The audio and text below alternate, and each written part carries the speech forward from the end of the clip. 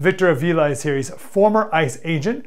He's running for Congress in the district on the, like, this is it, like the southern half of the Texas border, Eagle Pass, Del Rio, all the towns that like most people have never heard of that are now in the news all the time for what's happening with illegal immigration there. Right now it's run by, the congressman is Tony Gonzalez, and Victor's running for that seat. Victor, how are you, sir? I'm doing good, Mike. Thanks for having me. How is morale among your former ICE agents right now? There is no morale. They actually have been demoralized. I was just with them in Eagle Pass, Texas, this past week for a couple of days. Let me tell you, they're being vilified because they have been put in a horrible, horrible situation by the instruction of Alejandro Mayorkas, the Secretary of Homeland Security, and the Biden administration to cut the razor wire that the state of Texas put up, the National Guard and Texas DPS troopers, and to allow them in. It is the most outstanding thing that I have ever seen in my career working this border for 20 years. I had never seen the struggle and conflict between the federal government and the state government, and we should all be on the same page trying to protect our country. I saw that video the other day, and I wasn't sure that's what that was, or if that was a deep fake video or something from a previous time. I didn't know what that was. You're telling me that ICE agents were told to cut the barbed wire? The Border Patrol agents on the ground, it is something that is just incredible. So the National Guard, the State Guard will go up there, they put up a bunch of razor wire. The aliens, when they know that they're coming up from the river, this is Eagle Pass, Texas, they stand and wait at the bank of the river. This is the most ironic thing, for a green uniform, in other words, for a Border Patrol agent to show up, because they know that they're going to be granted access by the same administration or the same agency that usually would arrest them for doing this illegally. And so here comes Border Patrol agents while they get freed up after processing hundreds of them under the bridge. They come over, they cut the razor wire, they let them up, and then they move away. The State Guard then goes back, replaces the razor wire, and I saw this happen over and over and over in the 2-day period that I was there. This is not America. I didn't recognize it for sure. Why were they told to cut the razor wire? What was the pretense? Well, this is the deliberate actions and policies of the Biden administration, that they're not enforcing immigration law. And you know, they'll tell you asylum, they'll tell you parole, they'll tell you all these excuses to allow illegal aliens from 150 different countries to come into our country illegally. And they're just ignoring it. They're allowing them in. They're deliberately allowing them. You know, we use the word process a lot.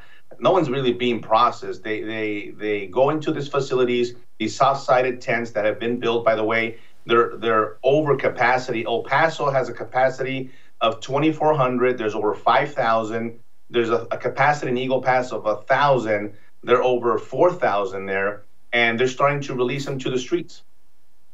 It's one thing, though, to not enforce border policy. It's another to cut the razor wire to make it easier for people to come in. That's next level.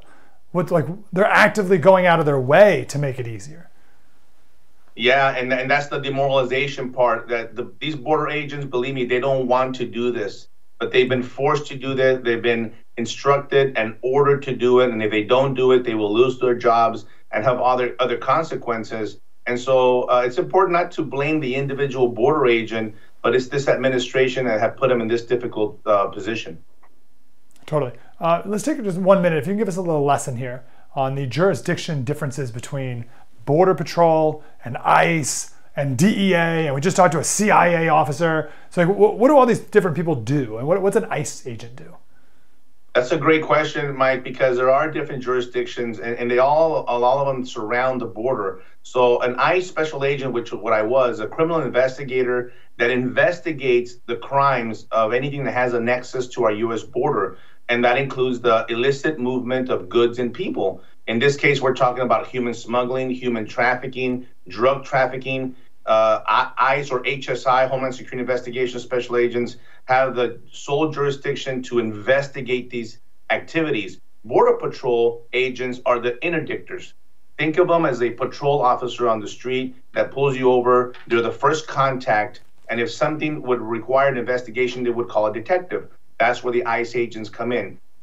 DEA, on the other side, you mentioned them, They're the Drug Enforcement Administration that enforces the drugs in the interior of our country. They also work abroad around the world, but their sole jurisdiction is inside the United States of America.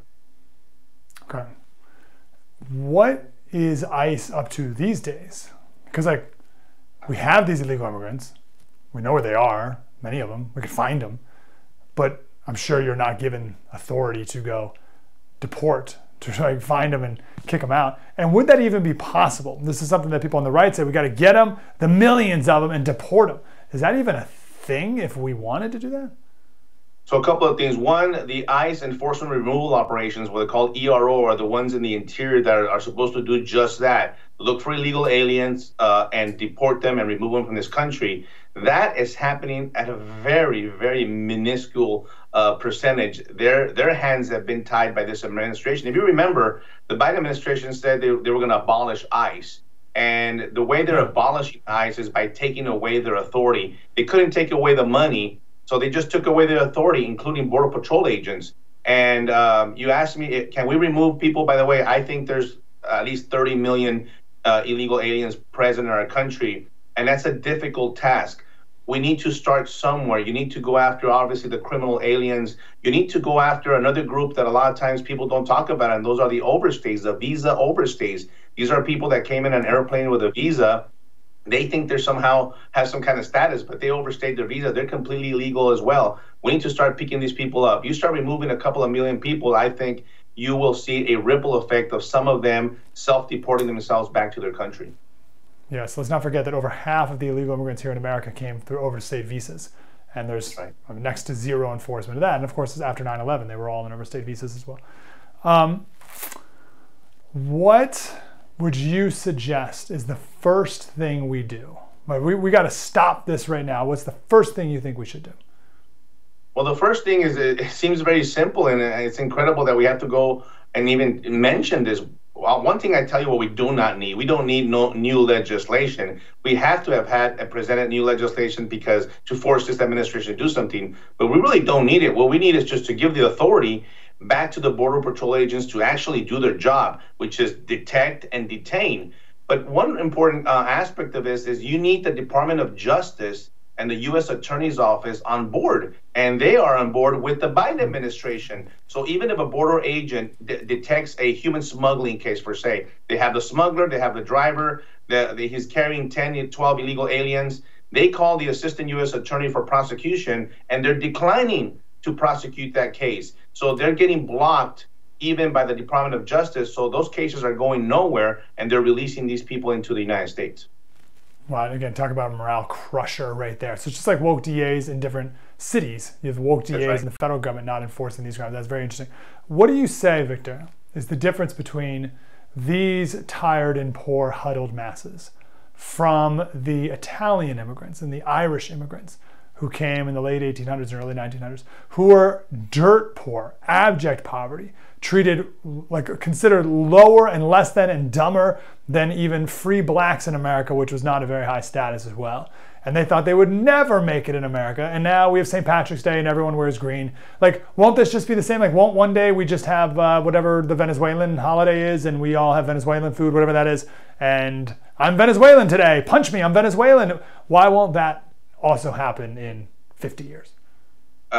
It's not going to happen. And I'm going to tell you the big difference here is that those immigrants, when they came here, they wanted to be Americans. They became Americans. That means that they assimilated to this country. The majority, and I tell you this from experience, I've been arresting illegal aliens all my career. And I used to see, even 20 years ago, I used to still see a lot of those economic migrants that want to be Americans, not just use our country to better themselves and the people from their country. Remember, they in Mexico alone, they received $59 billion last year on remittances of the illegal aliens from this country. So they're sustaining their people in their country. But the big difference now is the lack of assimilation and the people wanting their country within ours. So they want Venezuela here. They want Nicaragua here. They want the Middle East. They want China. And that's a huge difference. They don't want to assimilate. They don't want to be Americans, but they want the fruits of this country. And I'm sorry, you can't have your cake and eat it too.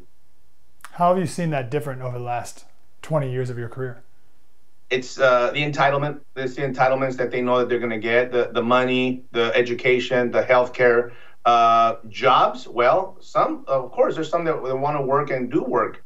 The majority that I'm seeing now are just kind of here. I'm here. Take care of me. And another thing I want to say is a threat to national security. And speaking of Venezuelans, because that's the major group that's coming over right now. When I was in Eagle Pass, I was hearing 6 million illegals coming from Venezuela. And that's a large number. I don't know how many of those are going to actually come to our country, but I am telling you, there's already hundreds of thousands, possibly millions already here. But the big difference is that we have some of these people that are coming that are Hugo Chavez sympathizers. These are communists.